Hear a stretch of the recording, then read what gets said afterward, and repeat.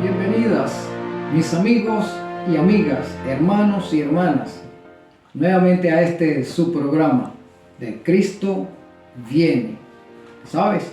Y viene pronto, así que debemos prepararnos para encontrarnos con nuestro Salvador. Hoy les traigo un tema sumamente interesante para todas y todos ustedes, para mí también, porque todo lo que se relaciona con las Sagradas Escrituras es importante para nosotros con respecto a nuestra salvación. Vamos a orar, mi hermano. Cerremos nuestros ojos. Querido y amantísimo Consolador, nuevamente hoy te suplicamos que seas nuestro iluminador, que seas nuestro instructor y también nuestro guía en este tránsito que nos conducirá a la vida eterna. Gracias por esta labor que haces en nuestras vidas. Te damos gracias en el nombre de nuestro Salvador Cristo Jesús. Y también, Señor Jesús, te invitamos a que estés con nosotros en esta hora. Perdona, por favor, nuestros pecados, porque tú eres nuestro sacerdote que ministra a favor de nosotros. En tu nombre agradecemos estas bendiciones. Amén. Muy bien, el capítulo 7 de Daniel nos habla acerca de un juicio que se está llevando a cabo. El mundo está en juicio desde el momento en que Adán y Eva pecaron. A partir del momento en que entró el pecado en este mundo, el mundo está en juicio. La humanidad está en juicio. Pero hay un juicio que es digno de tomar en cuenta, que es el que se efectúa en este momento en el santuario celestial. ¿Cuándo comenzó ese juicio para la cristiandad? Para todos aquellos que se llaman cristianos hay un juicio. ¿Por qué? ¿Por qué para la cristiandad? Porque en el libro de San Marcos, el capítulo 16, mira cómo dice, mi hermano. El capítulo 16 de San Marcos nos dice así: el que creyere y fuere bautizado será salvo, mas el que no creyere será condenado. Entonces, Jesús está diciendo, el que creyere ¿en quién? En Cristo Jesús, será salvo. Pero la palabra creer no es solamente una emisión vocal de decir yo creo.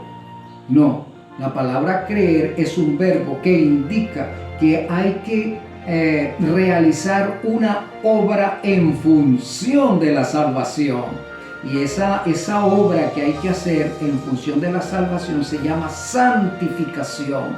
Y la santificación está referida a una labor personal de manos del Espíritu Santo para alcanzar la vida eterna. Entonces, la santificación tiene que ver con una obra que nosotros en forma particular tenemos que hacer.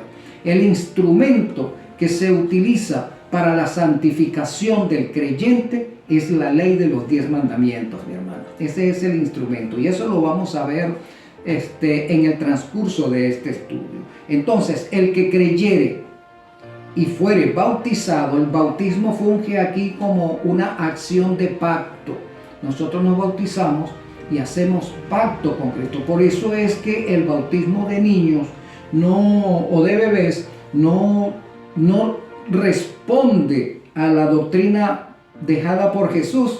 ¿Por qué? Porque un niño no sabe nada. Un niño no entiende. Un bebé acabado de nacer, eso, por supuesto, él no sabe lo que está pasando. Ha nacido pecador porque fue engendrado en pecado, pero él no sabe que es un pecador. Él no tiene poder de decisión. Él no tiene todavía su aparato cognitivo, su aparato de aprendizaje todavía no ha sido desarrollado. Así que, ¿qué necesidad hay que bautizarlo? ¿Con qué finalidad? Si él no sabe, para ser bautizado tiene que saber lo que está haciendo. Además, Jesús dijo que nosotros debemos hacer lo que Él hizo. Ejemplo os he dado, ¿cierto? Y el ejemplo que Él nos dio fue que Él se bautizó ya cuando era un adulto. Él no se bautizó siendo bebé, o no lo bautizaron siendo bebé. ¿Por qué no lo bautizaron siendo bebé si él fue presentado en el templo? Él llegó al templo y allí estaban los sacerdotes. ¿Por qué no lo bautizaron allí? No lo bautizaron allí. Entonces, ¿por qué nosotros tenemos que bautizar a los bebés? ¿De dónde salió eso? Eso no salió de la Biblia, eso no fue instaurado por los profetas, ¿no? Entonces, tenemos que saber quién inventó eso en el cristianismo. De manera que, siguiendo con el texto, el que creyere y entra en el tránsito de la santificación y aprende a amar la ley de los 10 mandamientos como instrumento de santificación, y se bautiza en el nombre de Jesucristo, ¿verdad? Este será salvo.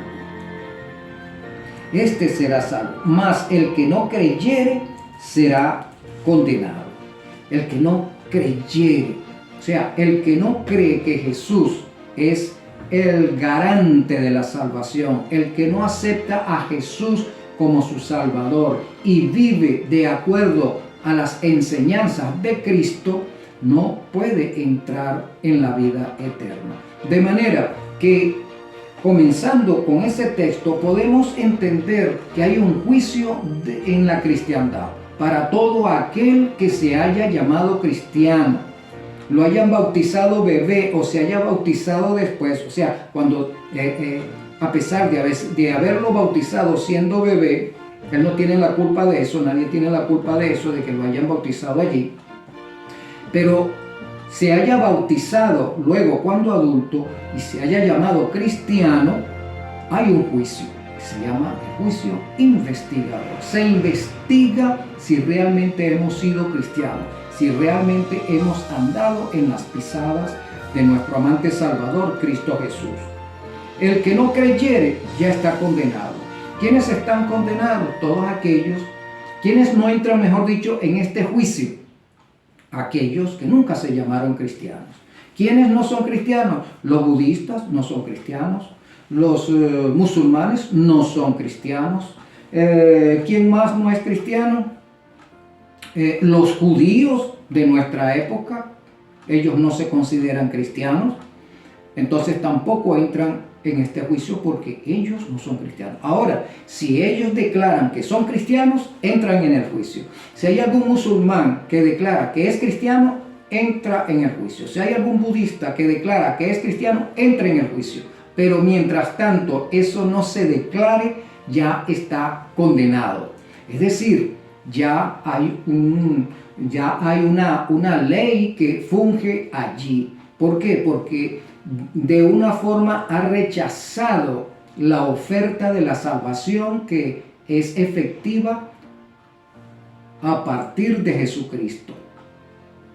Pero también sabemos, mis hermanos, que este mundo no será juzgado si el conocimiento de la verdad que es en Cristo Jesús no se conoce en el mundo. Quiere decir que al final de la historia, estos pueblos que no son cristianos van a ser juzgados de todas maneras por un ente espiritual y moral, que lo vamos a ver también cuál es ese ente moral y espiritual por el cual van a ser juzgados tanto cristianos como no cristianos.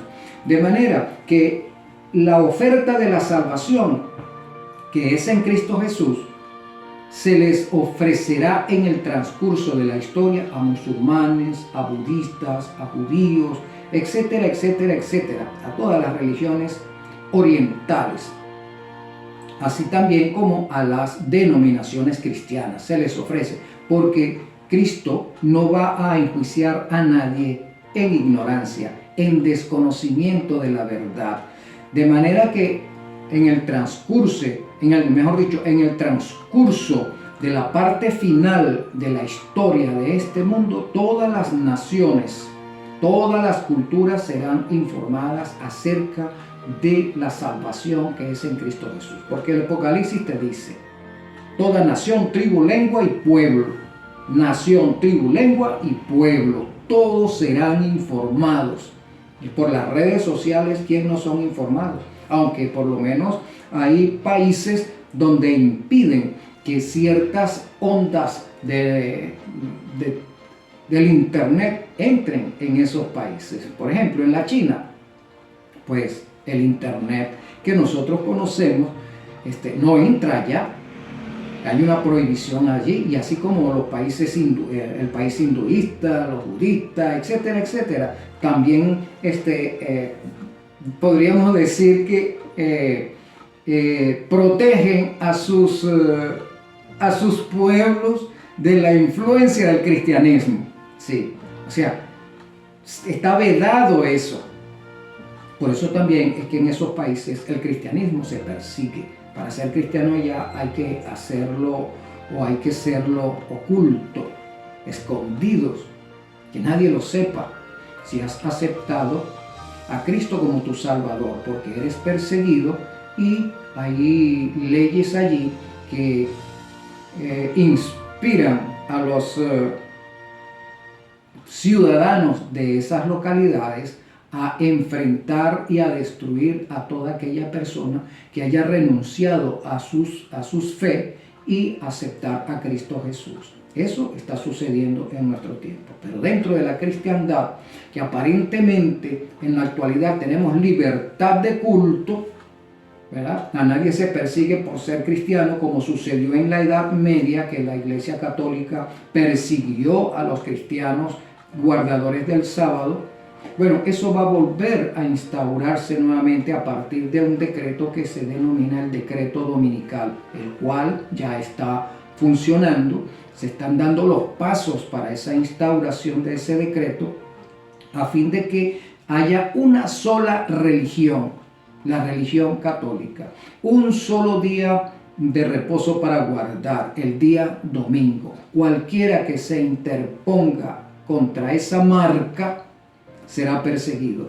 Muy bien, entonces el que no creyere ya está perdido, ya se hizo juicio con él. Pero si ha declarado que es cristiano, entonces aplicamos a Daniel capítulo 7, versículo 10, donde nos dice que el juez se sentó y los libros fueron abiertos. ¿Cuándo se juzga al cristiano? En el momento de morir, hermano. Cuando tú mueres, los libros que están en el cielo, están allí en el santuario celestial, se abren, porque el juez está sentado. ¿Cuándo comenzó ese juicio? Ya nos dijo Daniel en el capítulo 8, versículo 14. Al finalizar las 2300 tardes y mañanas, el santuario será purificado. ¿Qué es la purificación del santuario? Es el perdón de los pecados. Es la limpieza que se hace del santuario por todos los pecados acumulados allí durante la historia cristiana. Recordamos que los pecados se remitían en la antigüedad, se degollaba un cordero, el pecador declaraba sus pecados sobre la cabeza de ese animalito, el sacerdote recogía la sangre de ese animal y lo asperjaba en el altar, en el santuario, y el santuario quedaba contaminado con los pecados del pueblo. Al final del año se verificaba en el día de expiación la limpieza o purificación del santuario, una vez al año. Nosotros ahorita estamos también en un día de expiación. Jesucristo está en el santuario celestial borrando pecados. Eso también se llama intercesión. Por lo tanto, nuestra queridísima Virgen María, ella no está en el santuario perdonando pecados, porque ella no tiene esa virtud, ella no tiene esa responsabilidad, porque ella no es Dios. Ella no es sacerdote, o ella no es el sumo sacerdote. la Biblia nos enseña que como todo pecador arrepentido que ha hecho pacto con Cristo, porque la Virgen María también hizo pacto con Cristo, ¿sí? De amarlo y servirlo como Salvador, no como hijo, como Salvador. Así mismo lo hicieron sus hermanos. Cuando hablamos de los hermanos de Jesús, nos estamos refiriendo a los hijos de José, a los hijos que José tuvo previamente con otra mujer que había muerto. Y entonces José enviudó, por supuesto, y andando el tiempo, José se casó con María. Y María ayudó a José en la crianza de sus hijos. Pero María solo tuvo un solo hijo, que fue Emmanuel, que fue Jesucristo. Ese es su único hijo.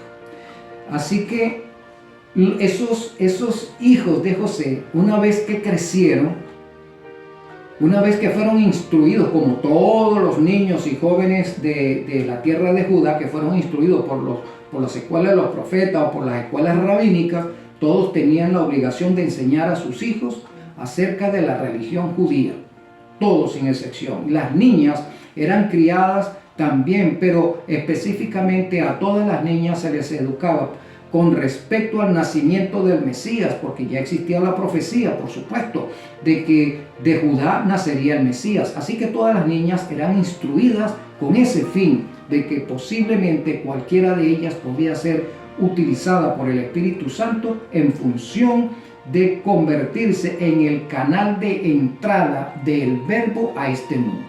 Así que María también fue instruida allí. Y los hijos de José también fueron instruidos en esa escuela rabínica, porque esa era la religión de los judíos.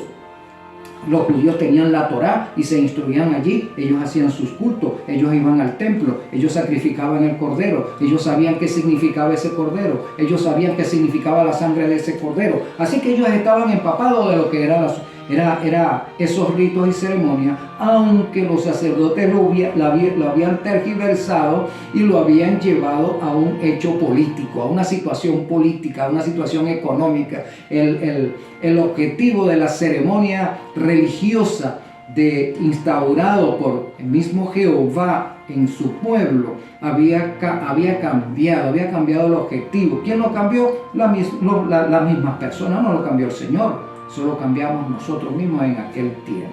Porque estábamos interesados en resolver problemas políticos, problemas económicos, problemas sociales. Pero no estábamos interesados en resolver el problema espiritual. ¿Qué es lo que sucede hoy en día, mi hermano y hermana? Te podrás dar cuenta que las religiones todas, incluyendo la católica, la protestante y las otras religiones, están muy interesadas en resolver los problemas del planeta, en resolver los problemas económicos, en resolver los problemas sociales, en resolver los problemas políticos, pero no están interesados en sí en resolver el problema espiritual, es decir, el problema de la salvación. Eso está en segundo término, en tercero o cuarto lugar, pero no es lo primordial, la salvación del ser, porque estamos en pecado. Las religiones no hablan de que estamos en pecado, no, eso está obviado en las doctrinas cristianas. No estamos en pecado. Entonces vivimos como que si fuese vivimos la religión como una tradición, como algo en lo cual está sobreentendido. Bueno, nacimos cristianos y somos así y así vivimos, pero de que somos pecadores, eso no se predica. De que necesitamos la salvación, eso no se predica. De que Cristo vino a dar salvación, a ofrecer salvación y no dinero, y no puestos en el gobierno, es decir, puestos políticos ni puestos económicos. Cristo no vino a ofrecer eso, como dije anteriormente en otro programa. Entonces, llegamos a la conclusión de que el mundo está interesado en resolver esos problemas, lo mismo que los judíos, que el pueblo del Señor en la antigüedad. Por eso entonces se involucraron con la guerra contra los romanos y las denominaciones religiosas del tiempo de Jesús, los saduceos, los esenios, los fariseos, los herodianos y también los celotes. Todos estaban involucrados en una cuestión política y defendían su gremio a partir de la política. Eso está sucediendo hoy en día.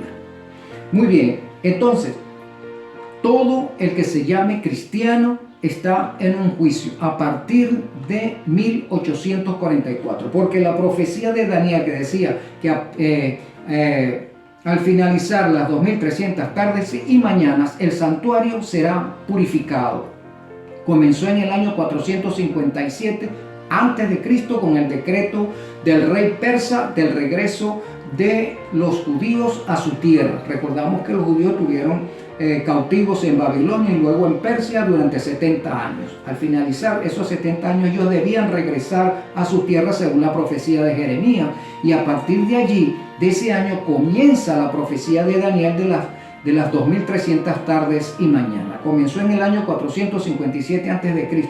2300 años después llegamos al año 1844 de nuestra era, y el profeta nos refiere pues por palabra del ángel Gabriel que el santuario sería purificado. Allí en esa fecha comenzó el tiempo del fin, comenzó el sellamiento, comenzó el juicio investigador, comenzó en 1844. De manera que la cristiandad está sumida en un juicio y no lo sabe, por una parte, y no lo quiere saber por otra parte.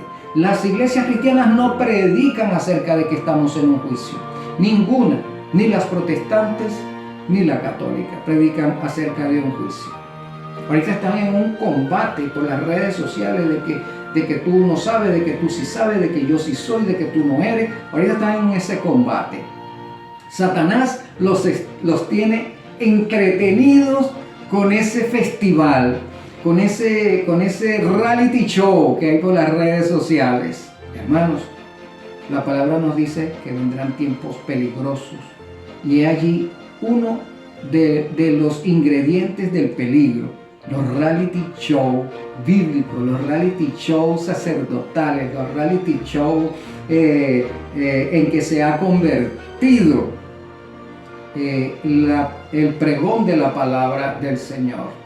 Estamos entretenidos, estamos divertidos. Por una parte nos dicen lo que queremos escuchar y queremos ver el combate entre el Muhammad Ali y el Josh Foreman. Estamos en ese combate, hablando acá figuradamente, ¿no? Entonces, entre católicos y protestantes estamos peleando uno contra otro. Oye, qué bien, que estoy entretenido, no, que yo sí, que lo otro no, que a mí me gusta, que no me gusta. Ay, bendito Padre, bendito el hermano, que lo otro, que tal, y escribimos. Estamos entretenidos, el tiempo va pasando y no sabemos que estamos en un juicio. El Señor está investigando la motivación de cada uno. El Señor está investigando la motivación de cada sacerdote, que lo impulsa a hacer lo que hace y a decir lo que hace.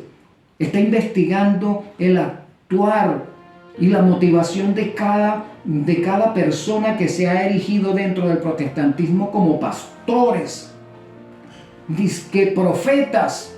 El Señor está investigando todo eso, pero la cristiandad no lo sabe. Sus pastores y sacerdotes no les hablan de eso, porque hablar del juicio investigador significa también echar por tierra las doctrinas del purgatorio y del infierno y del irse al cielo tan pronto tú te mueres.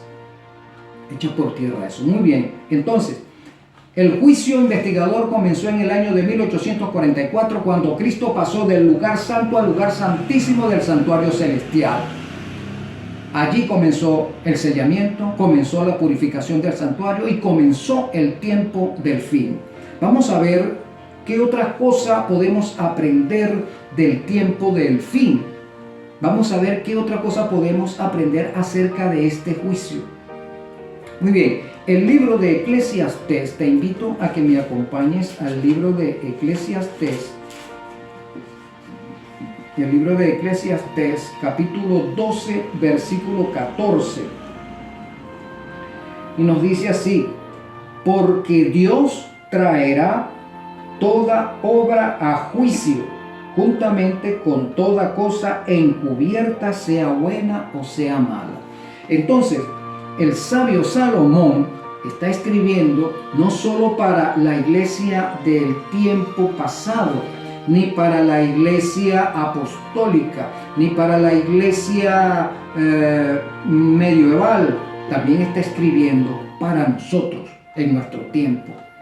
En tiempos pasados todos tenían que saber que había un juicio. ¿Por qué el mundo está en juicio? Porque existe el pecado, porque existe la transgresión de la ley, porque existe la muerte, porque la deidad está en entredicho universalmente. Así que tiene que verificarse un juicio donde la deidad debe ser vindicada, donde aquellos que dicen ser hijos de Dios deben vivir conforme a un lineamiento espiritual y moral establecido por Jehová. Y también allí entra en ese juicio aquellos que permanecen en rebelión contra Jehová, el Dios verdadero. Así que Salomón habló de un juicio para el tiempo pasado, para el tiempo medio y para este nuestro tiempo. Entonces hay un juicio. ¿Qué pasa en ese juicio? Donde Dios traerá toda obra, buena o mala. Pero fíjate que también dice toda cosa encubierta.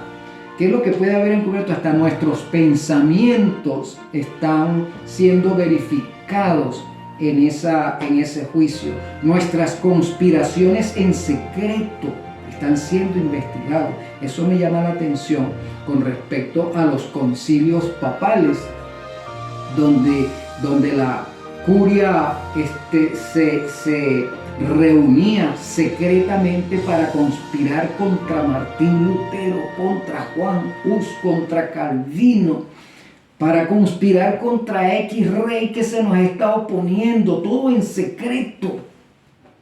Sí, mi hermano, eso sucedió. ¿Y cómo lo vamos a matar? ¿Cómo lo vamos a entrampar? ¿Cómo vamos a quitarle las propiedades?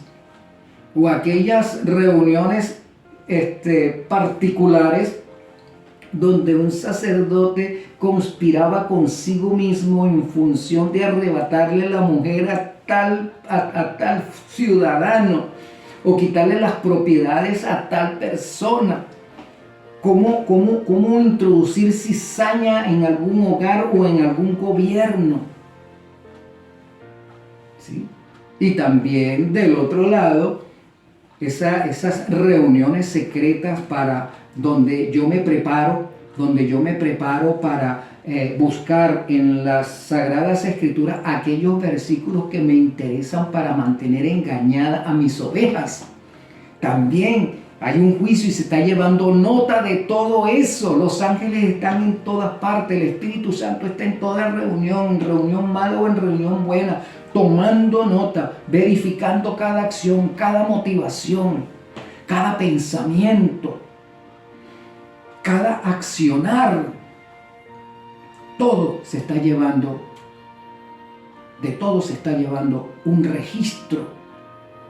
Y cada día en los libros del cielo se anota ese registro, porque para el ojo de Jehová no hay nada oculto. A eso se refería el profeta Ezequiel cuando está hablando en sus primeros capítulos acerca de unas ruedas llenas de ojos, que eso vamos a hablarlo en un otro día también. ¿A qué se refería Ezequiel con esas ruedas llenas de ojos?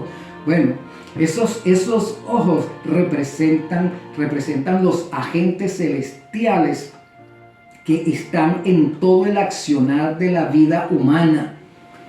Los ojos del Espíritu Santo discerniendo, investigando tu motivación, tu accionar, nuestro egoísmo, nuestra envidia, todo lo está investigando. Los ángeles están en todo lugar también viendo, observando, llevando nota.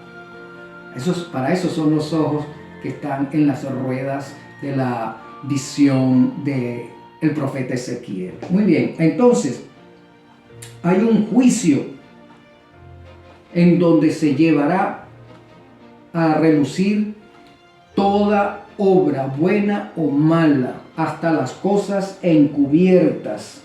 Eclesiastés 12:14. Ahora, ¿cuántos comparecerán en ese tribunal? Vamos a ver lo que nos dice Segunda de Corintios capítulo 5 versículo 10. Fíjate cómo dice: porque es necesario que todos comparezcamos ante el tribunal de Cristo, para que cada uno reciba según lo que haya hecho mientras estaba en el cuerpo, sea bueno o sea malo. Porque es necesario que todos comparezcamos ante el tribunal de Cristo. ¿Quién está dirigiendo este tribunal? ¿Quién está sentado como juez en ese tribunal? Cristo. Cristo es el juez. ¿Y qué pasa en ese tribunal? Para que cada uno reciba lo que haya hecho, para que cada uno reciba conforme a lo que ha hecho. ¿Qué ha hecho? ¿Qué es lo que ha hecho? ¿Se ha mantenido en rebelión contra la ley de Dios? ¿O ha tomado la decisión de vivir de acuerdo a la ley de los 10 mandamientos, que es el ente instructivo, que es el ente perfeccionador o santificador de la persona por la gracia de Cristo? ¿Qué decisión es la que ha tomado el mundo, o qué decisión es la que está tomando la cristiandad en mantenerse en rebelión o venir a vivir de acuerdo al trazo de Cristo? Entonces, otra cosa, según lo que haya hecho mientras estaba en el cuerpo. ¿Qué significa eso? Según lo que haya hecho cuando estaba vivo. ¿Por qué San Pablo hace hincapié allí? Para que dé cuentas de lo que hizo cuando estaba en el cuerpo, para que dé cuenta de lo que hizo cuando estaba vivo, porque muerto no puede rendir cuenta, mi hermano. Muerto no se puede rendir cuenta. Entonces ahorita es el momento en que, cuando se lleva la nota de lo que hacemos, de lo que pensamos, de lo que hablamos, se lleva un registro. Ahorita es el momento de arrepentirnos de nuestro pecado, porque una vez que estemos muertos ya se abre el juicio y vamos a ser enjuiciados de acuerdo a lo que ya está escrito en esos libros. Si estás en el infierno, como dicen protestantes y católicos, o si estás en el purgatorio, bueno, si estás allí en alguna de las dos partes, supuestamente estás vivo, entonces no estás muerto, porque el pregón es que la muerte no es muerte. O sea, la muerte es mentira, eso no es muerte, tú sigues vivo. Eso es la doctrina del infierno y del purgatorio. Pero la palabra no nos dice eso, porque Eclesiastés, el sabio Salomón en Eclesiastés nos dice que los muertos nada saben. Nada saben, hermano. Eclesiastés nos dice que los muertos nada saben y tienen nada que ver con lo que sucede debajo del sol. Pero ¿quién inventó eso del purgatorio? ¿Quién inventó eso del infierno?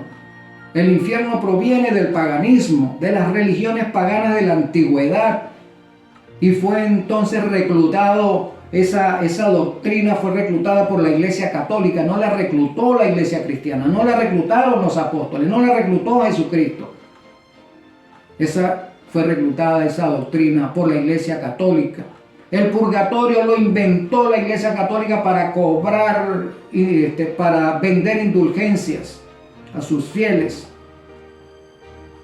Total que estas dos doctrinas son para aterrorizar al creyente o al no creyente, y sirve para recaudar dinero a la iglesia. Por eso nos interesa que el mundo siga creyendo en infierno y en purgatorio, para que haya como amenazarlos y estén interesados en pagar, para que yo, como sacerdote que tiene la autoridad de Melquisedec, pueda sacarlo del infierno. Pero dame con qué pagar, porque hay que pagar eso. Eso no es así tan fácil. Y no es solamente que lo vas a pagar con tu devoción. No, eso tiene un costo. En la Edad Media, pues, así lo hicieron. Esto tiene un costo en moneda, en metálico. Tenemos que mantener aterrorizada a la cristiandad, porque estén debajo de nuestra tutela, porque nosotros somos los únicos que tenemos la autoridad de perdonar pecados. Hermano, qué blasfemia tan grande.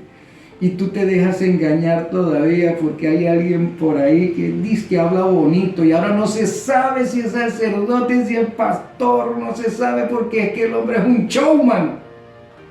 A eso hemos llegado, querido hermano.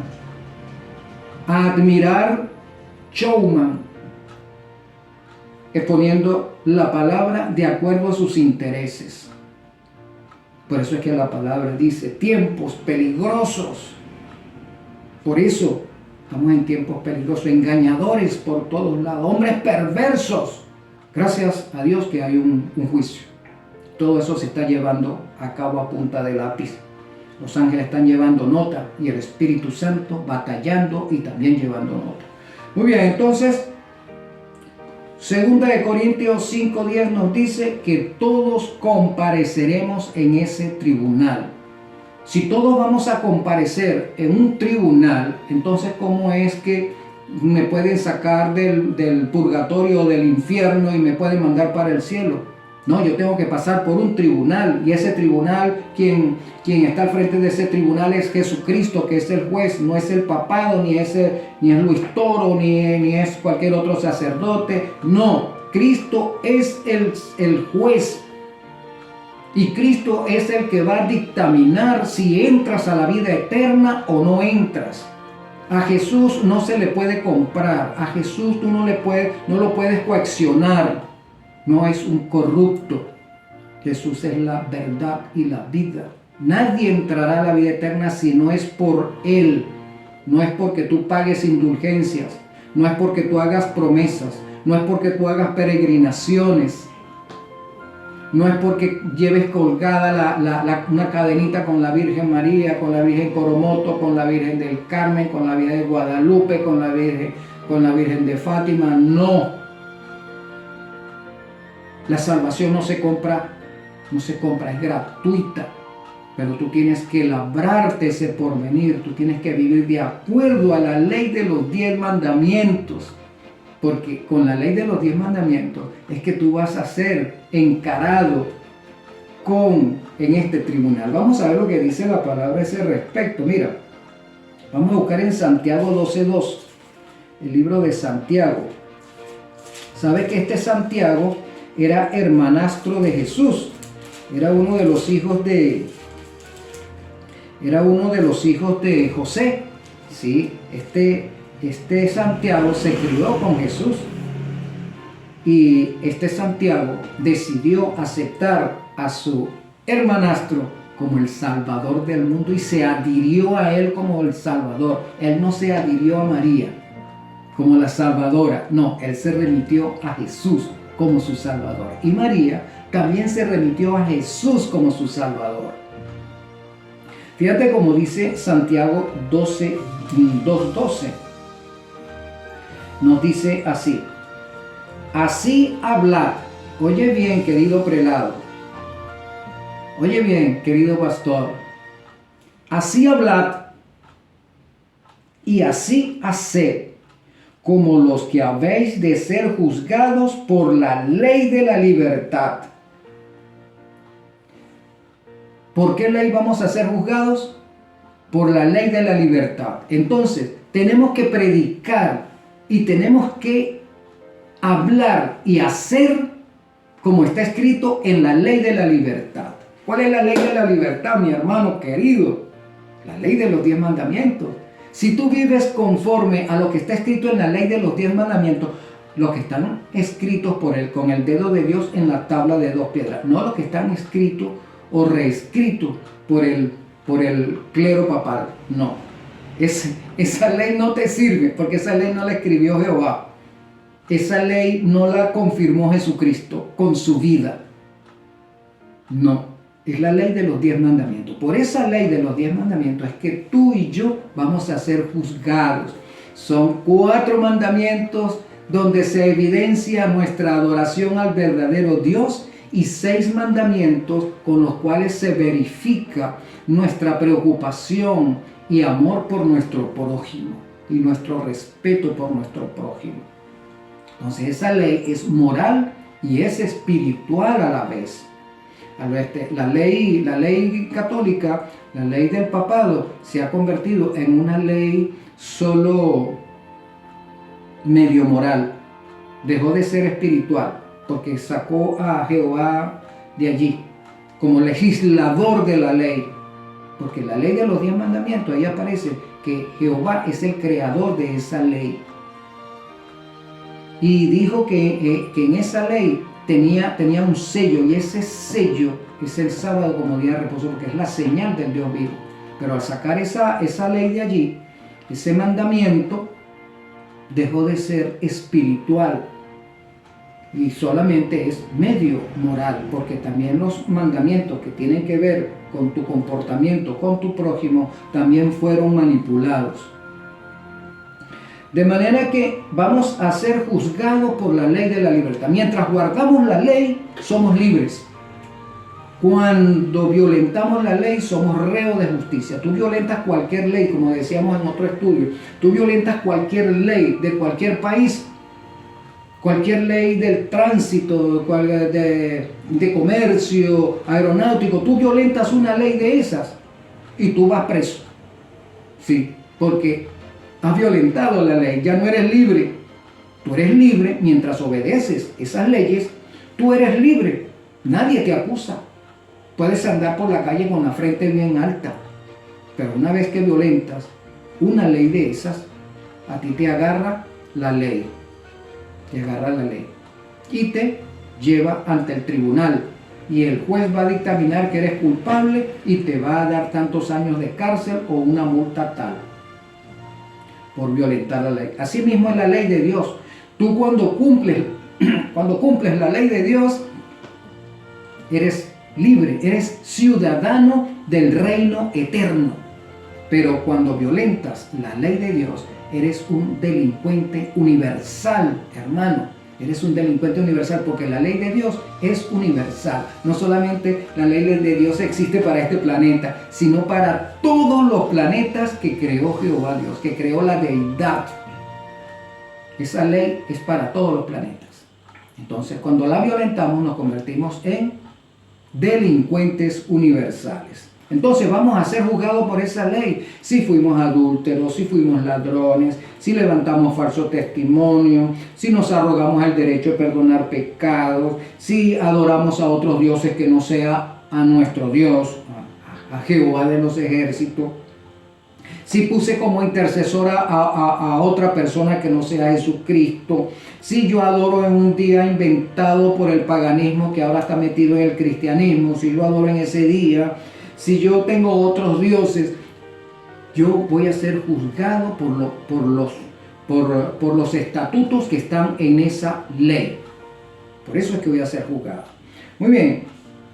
Entonces, ¿quién es el abogado allí? Jesucristo es el juez. Ahora necesitamos un abogado. Vamos a ver lo que nos dice el libro de Juan. San Juan capítulo... Primera de Juan capítulo 2. Primera de Juan capítulo 2. Hijitos, versículo 1. Hijitos, estas cosas os escribo para que no pequéis. Y si alguno hubiere pecado, abogado tenemos para con el Padre a Jesucristo el justo. ¿Quién es el abogado, hermano? Jesucristo. ¿Quién es el intercesor? Jesucristo. No es la Virgen María. No es San Pedro. No es el intercesor. No es San Pablo. No es San Francisco de Asís. No es Benedicto XVI. No es Francisco. No es Luis Toro. No. Gloria a Dios por eso. Porque no son ninguno de ellos. El abogado es Jesucristo. Nuestro Salvador es abogado y es juez. ¡Qué buena noticia! Tenemos un abogado que nos defiende. Y tenemos un juez que es amigo nuestro también, porque Jesucristo es nuestro amigo, es nuestro Dios, es nuestro hermano, es nuestro Padre. Todo eso es Jesucristo y es juez y abogado a la vez. Tremenda noticia. Él nos va a defender y Él va a dictaminar a favor nuestro. Va a dar la sentencia a favor nuestro. Pero eso solamente lo va a hacer si estamos de acuerdo a la ley de la libertad. Porque si no estamos de acuerdo a la ley de la libertad, mi hermano, por mucho que tú pagues dinero, por mucho que lleves cadenitas de la Virgen, por mucho que tú pagues indulgencia, por mucho que reces el rosario para librarte del infierno o del purgatorio, por mucho que tú hagas eso, por mucho que tú vayas a escuchar a los prelados ahí en el templo hablando, hermano mío, y me disculpa, hablando necedades, que no te alimentan espiritualmente, sino que te calman la conciencia, porque dentro de ti el Espíritu Santo te dice, eres culpable, eso es mentira, eso es mentira. El Espíritu Santo está redarguyéndote de justicia, de juicio y de pecado. El Espíritu Santo te dice, eso no se hace así, eso se hace así, compórtate así, compórtate así, haz estas obras, no hagas esta. El Espíritu Santo te está diciendo eso, y tú vas a esos templos a escuchar a estos charlatanes, a estos showman,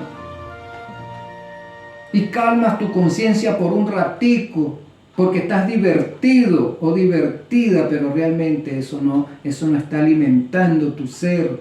Eso no está haciendo la labor de sentirte seguro de la salvación. Entonces te dicen que no, que tan pronto tú te mueras te vas para el cielo, porque eso está garantizado por la indulgencia que puedas pagar anticipadamente o X, y tú te calmas con eso. No, hermano, no. Así no se entra a la vida eterna. La vida eterna entramos como estamos estudiando actualmente, ahorita. Entonces tenemos a un juez que es Jesucristo. Tenemos un abogado que es Jesucristo. Lo dice el apóstol San Juan, el apóstol del amor.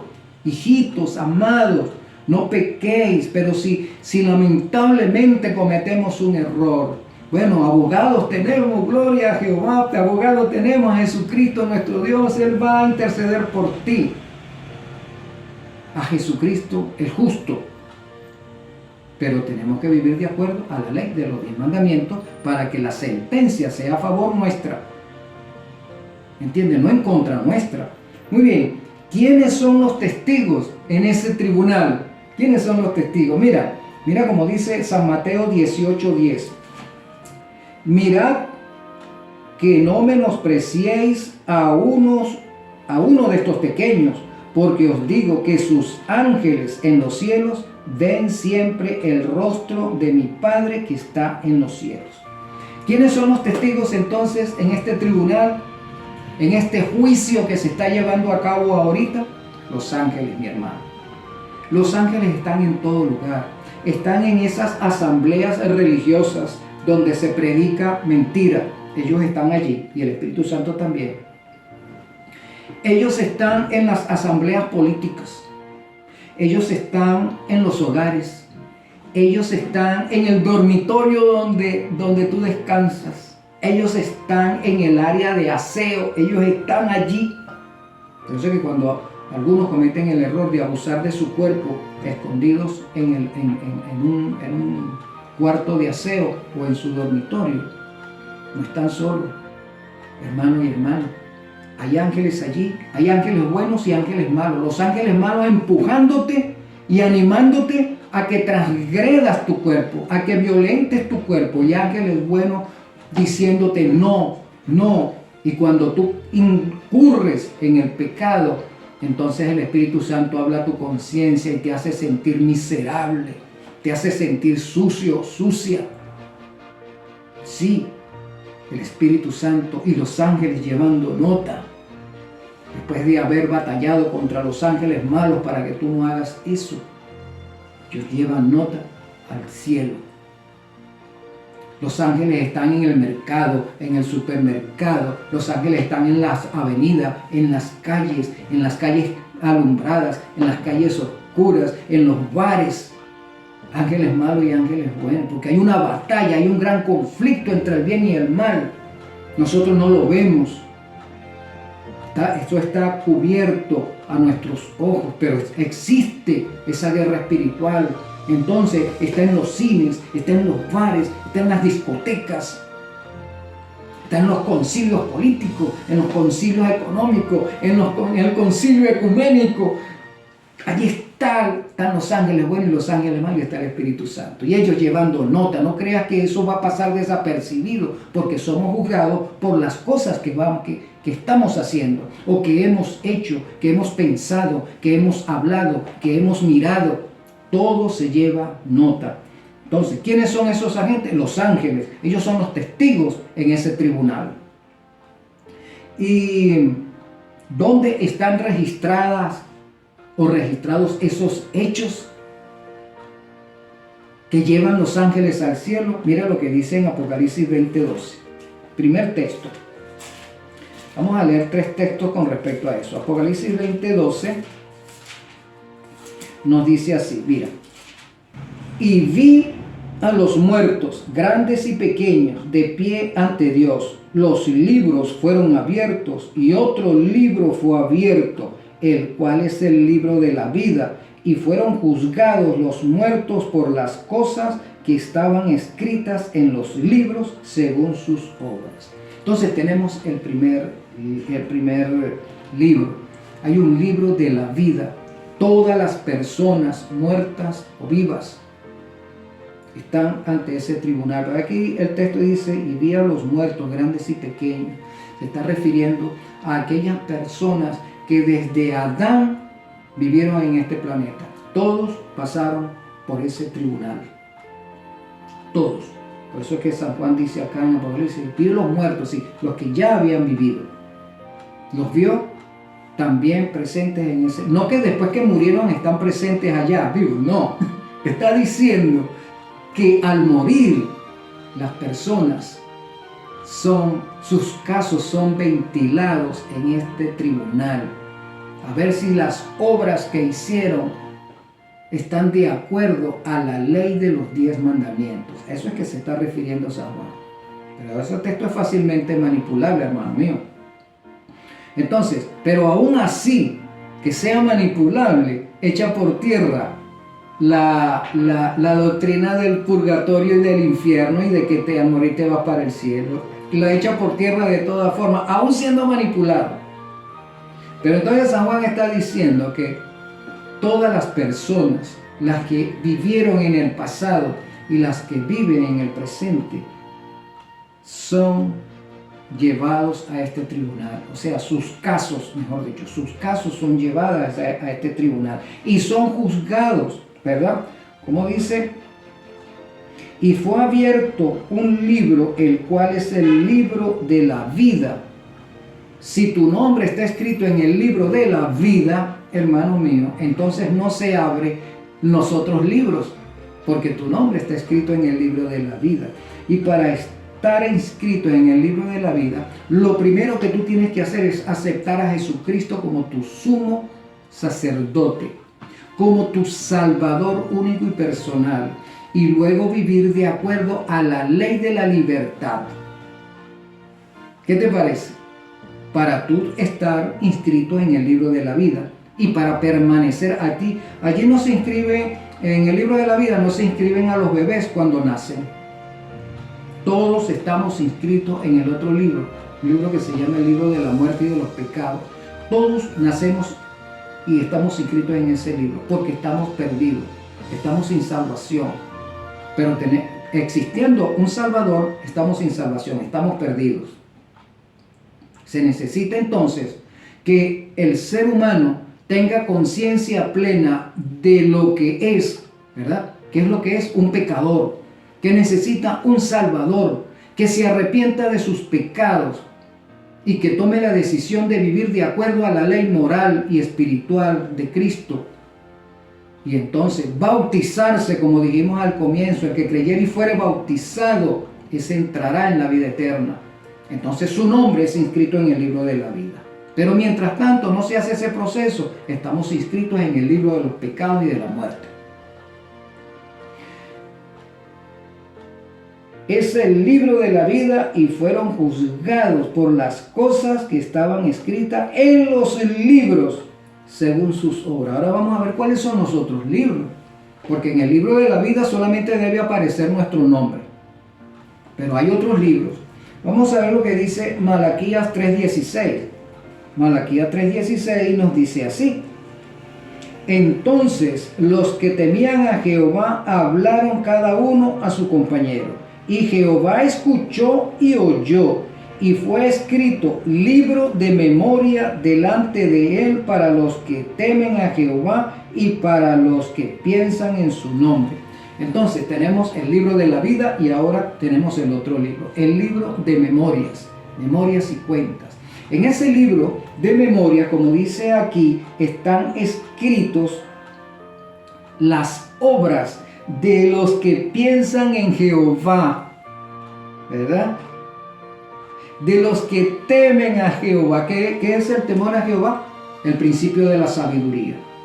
Ese es el temor a Jehová, el principio de la sabiduría. Entonces tú eres sabio cuando temes a Jehová. Pero ¿cómo evidencias eso que temes a Jehová? Cuando estás encuadrado dentro de la ley de la libertad. Tú temes a Jehová.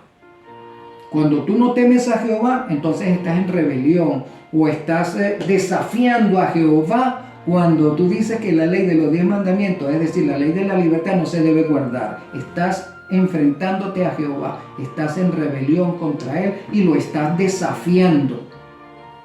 Lo estás desafiando. ¿Qué es lo que hace? Lo que hacen las iglesias, sus pastores y sacerdotes, desafían a Jehová y enseñan a sus feligreses a desafiar a Jehová.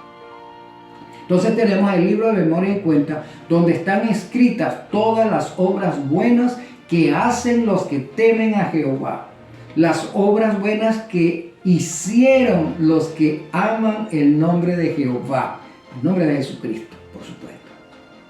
Memorias y cuentas. ¿Y cuál es el otro libro? Vayamos al libro de San Mateo, versículos 36 y 37. Mira cómo dice: porque por tus palabras serás justificado, y por tus palabras serás condenado. Mas yo os digo que de toda palabra ociosa que hablen los hombres, de ella darán cuenta en el día del juicio. Toda palabra ociosa.